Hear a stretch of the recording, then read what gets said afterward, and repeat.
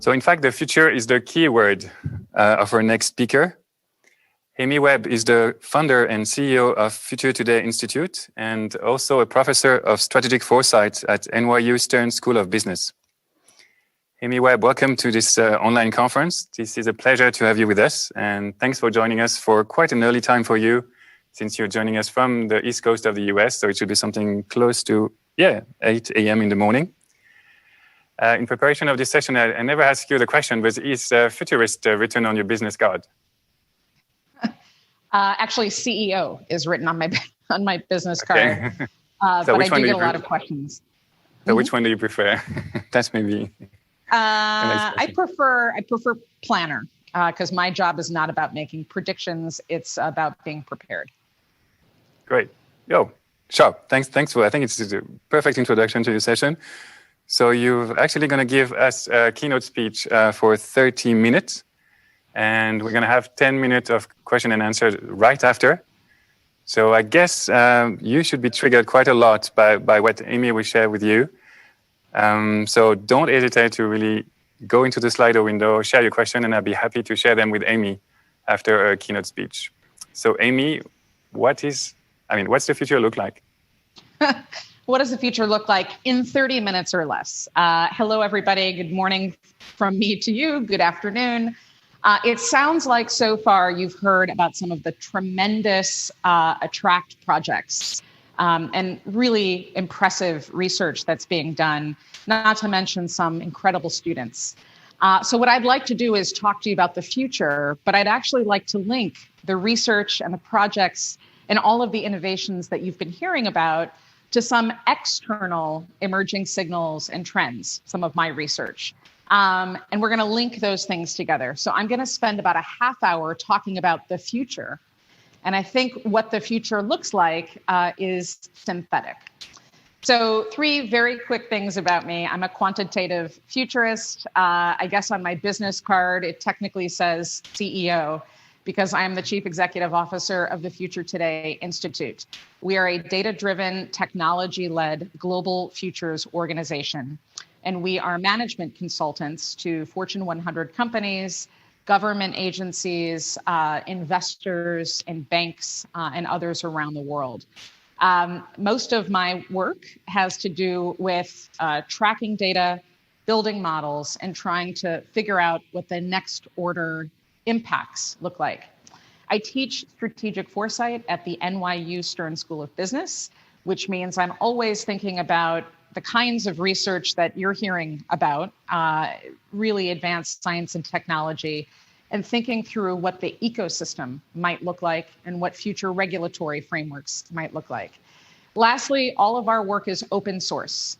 So at the very end, I'm going to give you a folder that has our methodology, some frameworks, some research, and other things to help you continue thinking through the future. So I think we're going to look back on this moment in time, on the 2020s, as an era of the coronavirus, obviously. But I also think we're going to look at this decade as the decade that brought us synthetic technology and science. So synthetic media. You can think of sort of AI characters whose storylines we can follow on social media, and human-like virtual assistants who make appointments and screen our calls.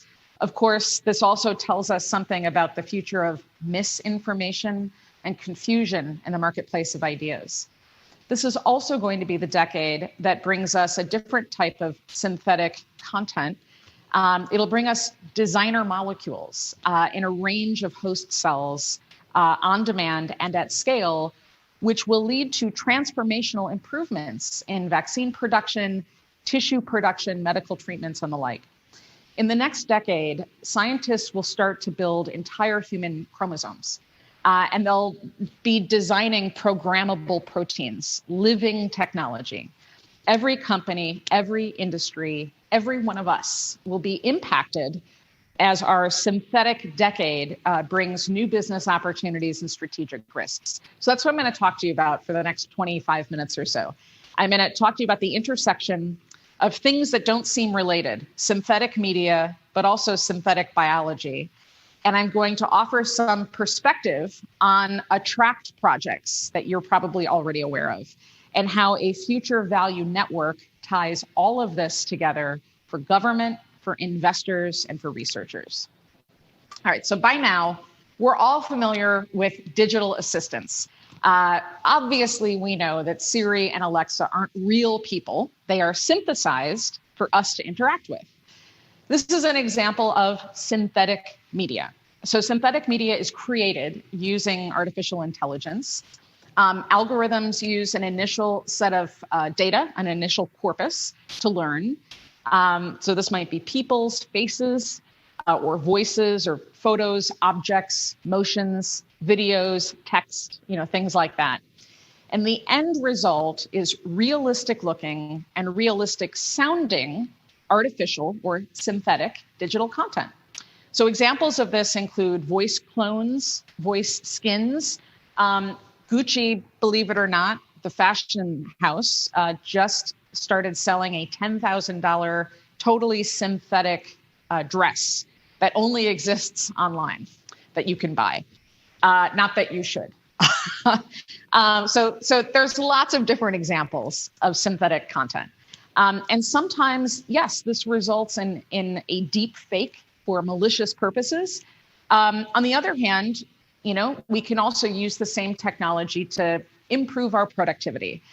You could synthesize your own voice and you could modulate it, or you could train a bot to answer questions for you. You can synthesize infinite versions of your face in real time. And so all of that's really interesting. However, it also makes it much more difficult to tell the difference between what's real and what's been tweaked. So when we talk about synthetic media, there are many different modalities. The easiest one to think about is your face, right? So this is me, and this is me with an algorithm applied to make me look what the algorithm thinks is more feminine. And I could use that same system to make me look more masculine. This is not, super high tech tools and software that required a render farm. I actually did all of this using an application on my mobile phone. So that's face. What about our voices? Because our voices are a key way that we communicate. So there are lots of different companies working on synthesizing voice. Google has obviously been one of those companies, in addition to Amazon and Apple. But one of the interesting things that Google is working on is not just synthesizing any voice, but literally synthesizing your voice and enabling you to talk with your voice in any other language. In fact, there are some off-the-shelf tools like this one that allows you to edit voices in and out. So if you type a bunch of text, you can automatically have that text synthesized into a voice that sounds just like you. And this makes it easier if you're hosting a podcast, for example, and you've said something slightly incorrect, or let's say your guest started coughing or something in the middle. You could simply take that out, type in what you wanted the person to say or what you meant to say, edit it back in, and really nobody would know the difference. All right, so there are other forms of synthetic media as well. And so in addition to your face and your voice, you can use synthetic media for narratives and for description. So this is some very compelling new research that allows you to type in, so say something or use text, and have that text rendered as a face. And this is what we call text-to-face generation. Now, what's interesting about this is at some point, all of us have been in a situation where we see somebody, but we can't remember their name, and we can't remember where we know them from. Imagine being able to sort of speak into a digital assistant and say, well, this person's got curly hair, they wear glasses, they're about, yay high. Who is this person, right? And then have a face shown on the other side. So this is very interesting, except when you look at how the system was built. So this is one of the examples in the paper. And as you can see, the way that they've described the text that they're using is this. The chubby old woman has gray hair with a smile. Now, obviously, age and the way that we see other people is totally dependent on your own worldview. But I'm guessing a lot of those women, if not all of them, are in their mid-40s, which is how old I am. And I would not call myself old. I would also not say that any of these women are chubby. So one of the problems underpinning some of this technology is that the data that we are using, the training data, to help some of these systems learn, are riddled with sort of strange biases. So if we combine faces and voices and gesture and some of these other things, that takes us to truly synthesized people. So this is an example of a digital human who doesn't exist in the real world. Reuters created a prototype of a sports announcer. So another way to think of him is that he is a fully programmable digital human who for right now is capable of generating his own content. So hear me out here. So this is a human composite host. He sounds and looks just like a real person reading the news. In fact, if you look on his lapel, he's wearing a little microphone just like me. And he's not real. An algorithm created a script out of structured data and used natural language generation, natural language processing, computer vision, a host of other things, right? And then another AI system generated him using an evolutionary algorithm. And then a system, not a person, cut together the footage, including a video highlight of that football game that you see, and created a newscast, all done without a real human in the loop. These are synthetic people. So this is kind of an interesting beginning to what you're going to see a lot of over the next 10 years. This technology that in sort of disparate pieces has been kind of on the fringes is approaching the mainstream. This is a company that allows you to create your own AI video. So I can have a host, I can give the host a script, and ask the host to sort of say anything that I want. And this is already available to consumers to just play around with. Aletheia AI takes another interesting business approach. So they've developed synthetic characters that you can license and buy and use however you want. So if you're familiar with like iStock Photo or Getty Images, websites where you can buy photos, stock photos, this is kind of the same thing, except you can buy stock characters, synthetic people. And obviously these are kind of silly looking. The third character in is a mashup of Donald Trump and Joe Exotic, for any of you who have watched Tiger King. But in other cases, these aren't meant to be silly. They're meant to be real. So this is a synthetic character that you can buy and you can program and have this synthetic character interact with real humans online. All right, so we're talking about synthetic voices, faces, narratives, and people. And I think it's useful now to think through all of that plus core infrastructure of society. So when we think about our modern core level infrastructure, of course, we're talking about things like bridges and roads, and the technology that exists at CERN. We're, in regular society, core level infrastructure includes things like a DNS backbone, network systems, network architecture. But there are other core level infrastructures that power our lives. For example, health technologies. If you think about medical schools and electronic health records, data management systems, diagnostics, these are also the core level infrastructure that powers life. This is really important because we have a lot of this core level health and medical and technology infrastructure in our homes and in our offices. Increasingly, all around the world, there are lots of connected devices, inside of our homes, inside of our offices, and they do a variety of different things for us. That ranges from automatically turning on and off the lights to little Bluetooth speakers that you can speak to, right? And even remote controls that you can talk into in order to control your televisions. I don't know if you noticed, but on that previous slide was this toilet. And the toilet is there because this is also a connected device. So this is a product that is Alexa powered, which means that anytime you go into the washroom, you can have a chit chat with your Alexa powered toilet if you want. And there you go. And you may be saying to yourself, why do we need to talk to our toilets? That doesn't make a lot of sense. Well, again, let's take a little bit of a deeper dive because there's other technology that's part of this ecosystem. So Amazon has recently started selling glasses. These are what I would call dumb smart glasses. These are Echo frames. They don't have a digital overlay, so there's no mixed reality or extended reality or augmented reality. There is, however, a voice activation in the temple, so way back here, that listens to you and can respond. So it's Alexa powered.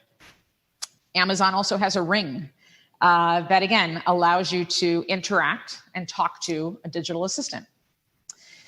Here's where things start to get interesting because about a week ago, Amazon launched Halo.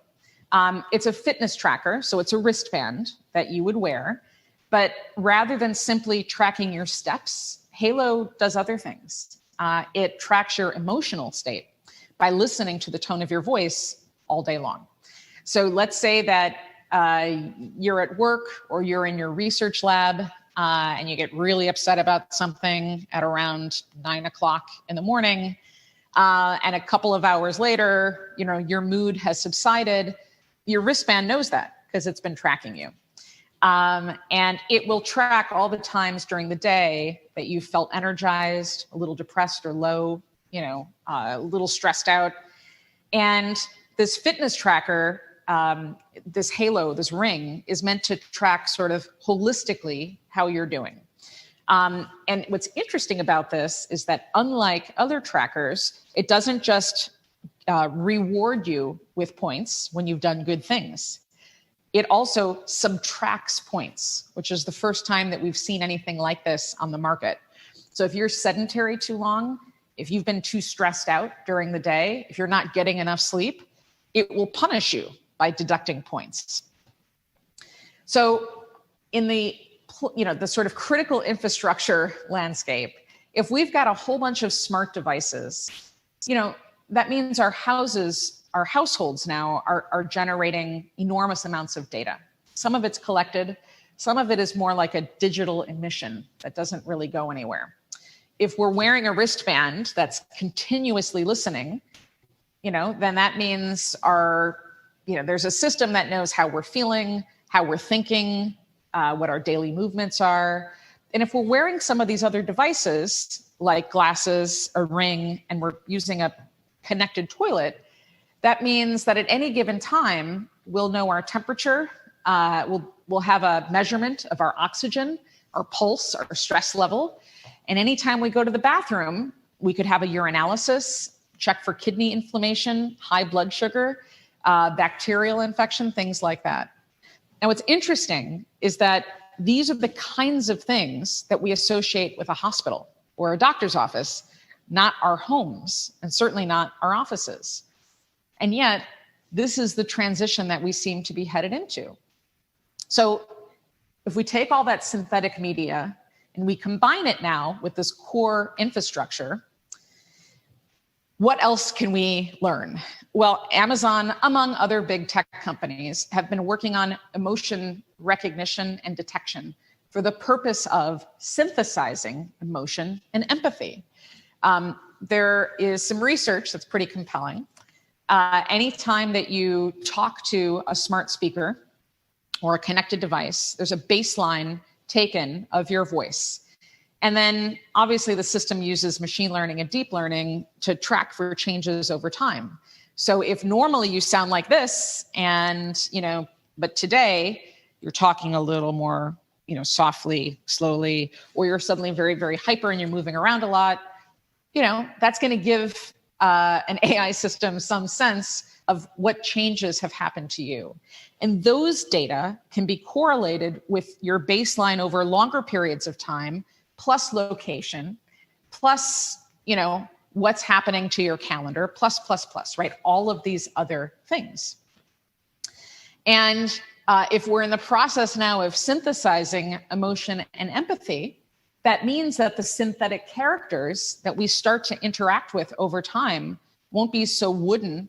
They'll be much more lifelike, much more realistic, much more, and the interactions will be much more meaningful.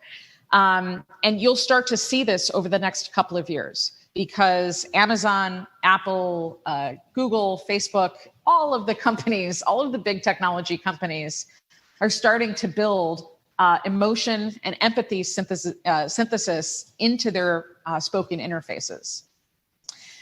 So that's kind of like obvious voice interfaces, but it turns out that technology can also infer somebody's emotions, even if we're not speaking. So we can do that now using wireless signals. This is a project from MIT that transmits radio frequency signal and analyzes it using reflections from a person's body to recognize their emotional state, whether they're happy or they're sad.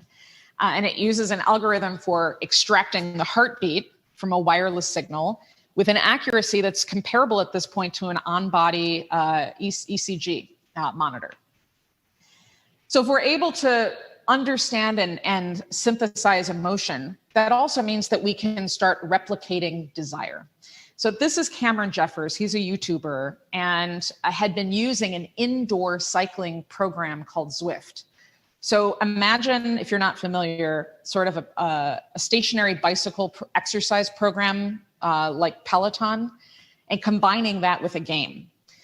So this is where elite cyclists can compete. And the more that they ride, the more their avatars get strong, and then they get access to special bikes, which give them special powers. Okay, well, the thing is, people are now doing this for money. So this is an elite cyclist. He's admitted to robo-doping. He used a simulation program to ride continuously at an elevated power level so that he could get an upgrade to his virtual bicycle to give him an edge in the competition. So they found out he cheated. He was stripped of his title as the UK's first national cycling esports champion. And there was some big prize, a bunch of money, that obviously he had to give back. Okay, we're talking about a lot of different things. I don't know what the future of synthetic media and core level infrastructure looks like exactly, but there is enough data, there's enough research, enough evidence that we can start making connections and asking questions like, how does synthetic media inform your work going forward? How could synthetic media lead to more social innovation? What if somebody robo-dopes in your lab or on the job? What if they use a performance enhancing program? How would you know? What if they start subcontracting parts of their workout to an automated system? What if your company or your government agency or your research lab someday has synthetic employees? How do you monitor them? What are the ethical use cases for synths? And what happens if somebody synthesizes somebody that you work with or your CEO? That is not a crazy question. It's already happened. So in the UK, somebody synthesized the voice of a CEO and then had that voice call a manager in the organization and told the person, the manager who didn't understand what was going on, to wire around $243,000 back out to the scammer. It's already happened. All right, so we're talking about synthetic voices, faces, narratives, people, core level infrastructure. And now I want to talk about synthetic biology. We are moving from applied physics to applied biology. And yes, we are in the middle of an AI arms race. I think it's okay to call it that. But there's also a biotechnology race on too. And this one gets very little attention. We are talking a lot about biology lately, obviously, because of the COVID-19 pandemic. But But the thing that is underlying all of this, and that you will start to see a lot of over the next 10 years, are big innovations in synthetic biology. It's a new field, relatively. It combines engineering, computer science, and biology. You can think of all of this as living, programmable technology. It's been possible to edit DNA code since the early 2010s. Scientists have been using a physical molecular scissor technique called CRISPR and splicing the DNA molecule back together in a sort of biological ransom letter, which is great. I mean, it's very high tech. It's a great achievement. But the problem is that researchers can't directly see the changes that are being made to the molecule that they're working on. And it's very laborious, right? Each move requires manipulations that have to be experimentally validated. And all of this sort of becomes very indirect, it's very labor intensive, time consuming. Synthetic biology synthesizes the manipulation process. DNA sequences are loaded into tools using a text editor, making edits the way that you would with a word processor. And then eventually something kind of like a 3D printer is used to print out the new material. In this decade, synthetic biology is going to allow us to read, edit, and write life, which means that pretty soon we will program living biological structures as though they were tiny computers. The very first genome cost around $3 billion to sequence. Today, that's less than $1,000. And in China, a company called BGI is working to bring that price down to $100. And if you imagine that, you could have your entire genome sequenced for less than the price of these Air Jordans, these ridiculous tennis shoes. Synthetic biology investment is going to top $25 billion by 2024. In the United States, biotech makes up about 4% of our GDP. It's one of the fastest growing sectors of the US economy, and obviously faster now because of COVID, and we're seeing the same all around the world. So when we talk about synthetic biology, it's not far out science fiction. Yes, we are talking about creating new types of living structures. What you see is called a xenobot. It's a living machine, and it's an entirely new kind of life form that never existed before.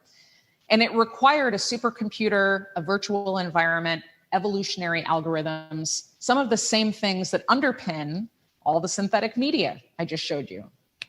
There are lots of good use cases for this technology.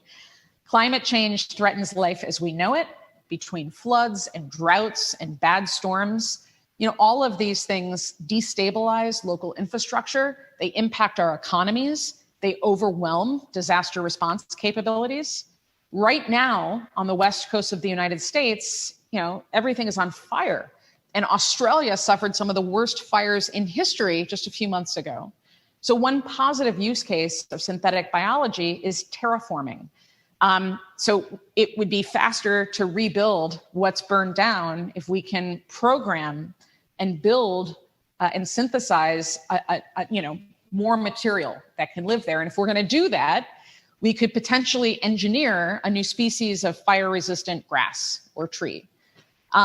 Right now, we are in the launch window for trips to Mars. So there's a lot happening between the Earth and space. But if we're really going to bring Earth life to Mars, we're going to have to terraform there too. It will need to be engineered.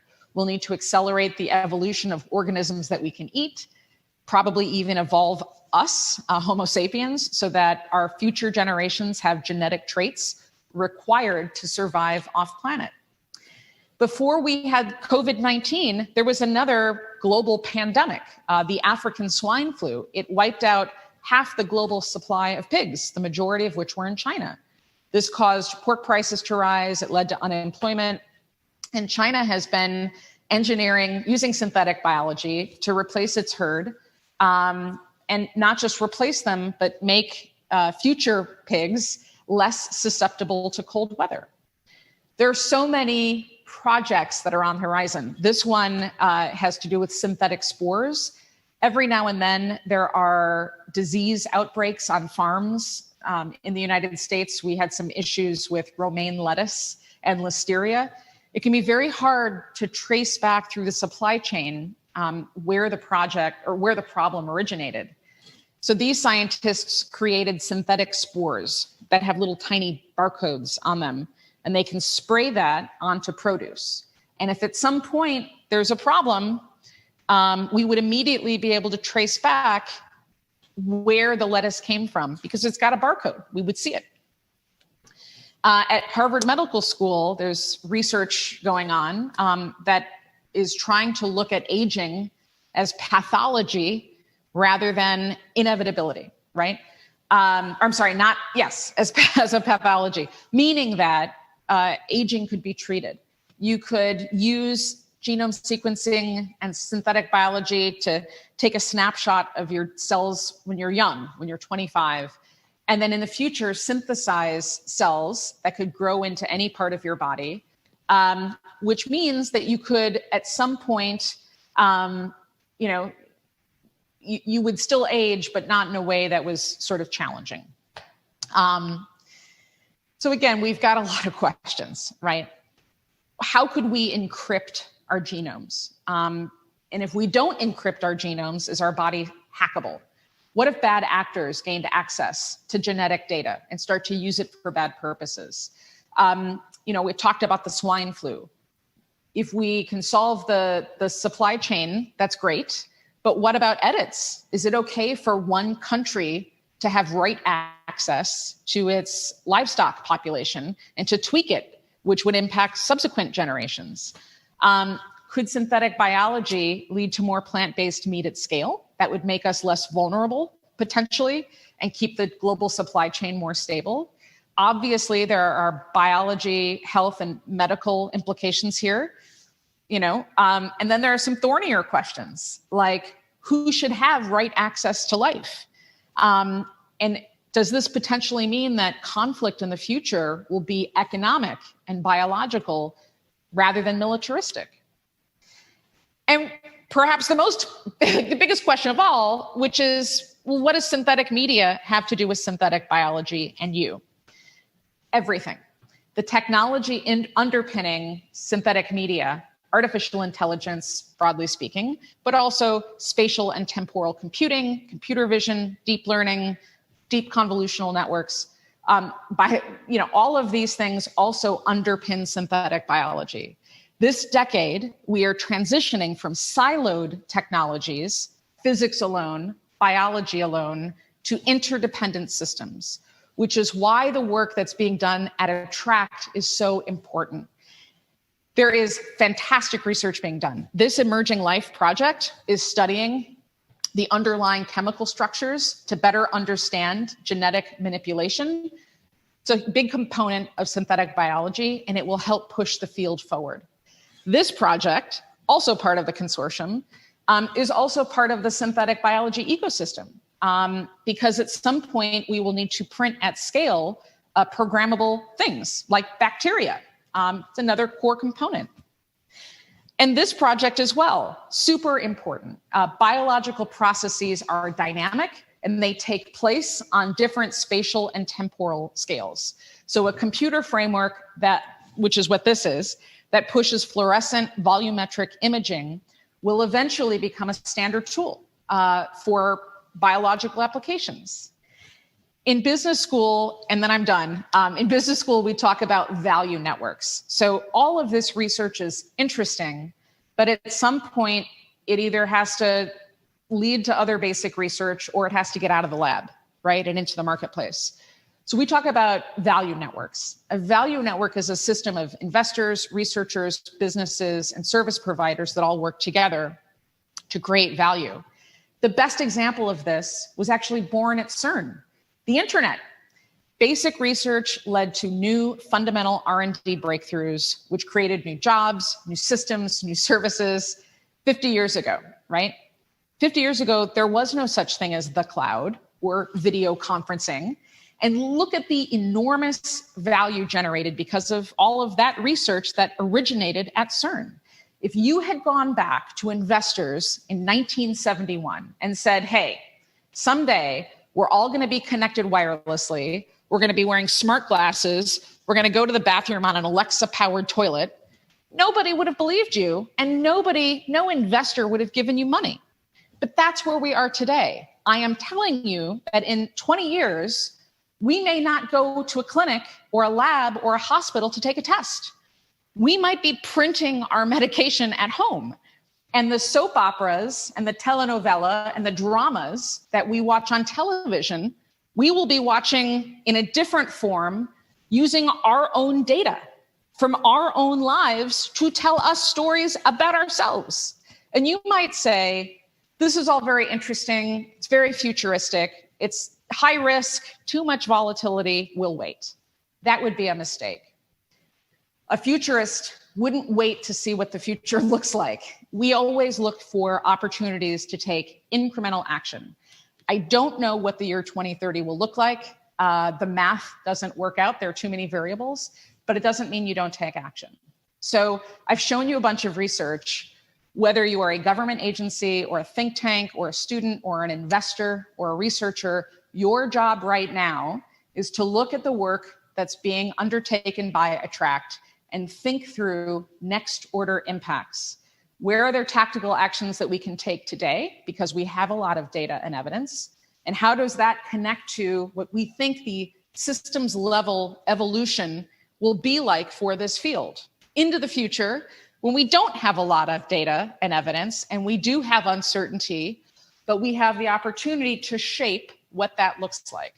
How can whatever it is that we are doing contribute to the ecosystem, to the value network that's being created? Because if you wait, you will find that you are too far behind to have an impact. Failing to plan is planning to fail. So I will leave you with this, which is a way to get started. This is a folder that has a ton of research. It's all open source, and it is yours to explore. Thank you. It's always a pleasure to listen to you and all these provocative thoughts that you're sharing. We did receive some questions, and I know you have to leave us like in a bit less than 10 minutes. So I just maybe ask you one or two questions. So the first one that came across was, all these technologies, are they making us less or worse or better human beings? Is it something that you're studying as well? Sure. So listen, there's always dual use. With every technology that gets invented, there is the original use case that it was intended for, and then there are the other use cases that people come up with. Everybody knows, I mean, you guys know better than anybody. Technology itself isn't bad. It's what we do with it. Now, I think in some cases, a lot of this technology is definitely it's causing damage potentially to humanity, but it doesn't have to be that way. From my perspective, if we can model risk right now, then we can mitigate that risk. And again, we can reduce some of the uncertainties about our future. But my concern is that there's just not enough people thinking through the longer term. And that's the real problem. Mm-hmm. And also in terms of as human beings, what would be the parameters that you would put forward to evaluate if it's better or I mean, like also how do you react to technology? Because it's maybe not neutral, filter based. There are different elements to this. So how do you kind of put the two together, and from technology you find a dialogue also with the humans? Right. I think the problem is that the researchers tend to just be in the lab researching. The investors kind of contribute money and then expect quick returns. And regulators just don't pay attention until somebody gets upset. This is not collaborative. I studied game theory. That was what I did in college. To me, this is like a three-sided prisoner's dilemma argument. So nobody wins. The best way, and then what happens is you have a market crash, or you've got volatility, or you have a lot of regulation. So none of those outcomes are good. The best path forward is collaboration, where everybody is incentivized to do the best possible thing. And typically that means economic incentives. and norms and standards that are enforceable versus regulations. But Romain, you said the word dialogue, and I think that's the key here. Having a dialogue, a continual dialogue about what it all means, which just doesn't happen enough.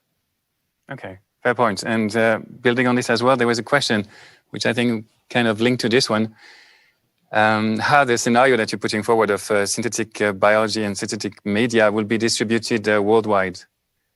There's a high chance that, it will leave some people behind. Right, and I totally agree. But it doesn't have to be that way. When I look at, for example, Africa, years ago, Africa was very far ahead of the rest of the world in mobile payments. And Africa, there are different projects around Africa that have started to implement blockchain. So I do worry that big parts of the world and huge populations will be left behind if we don't figure out a way to bring everybody together. And we didn't talk about bias and discrimination and some other issues related to all of this. But the good news is that this is a transition. We are in a transition period, which means that we can make a decision to bring everybody together to collaborate right now. If we wait, then we start to have problems. Okay, so the urgency of a dialogue. Absolutely, which I think is good. What you're doing is a good thing. Yeah, exactly. I mean, we're preparing the ground for the future, definitely. That's right. And also, I mean, you couldn't join us this morning, but we also had policymakers, and it was clear that technology by itself, I mean, this is something that cannot happen because there is always an impact, and then you have to have this dialogue happening as well. That's right. Maybe last question. It was linked to, I guess this might happen to you a lot. Like, okay, what's next after the synthetic decade? Which is linked to also another question is, when you come across, I don't know, a new concept or a new technology, how do you actually realize that they are revolutionary? Sure.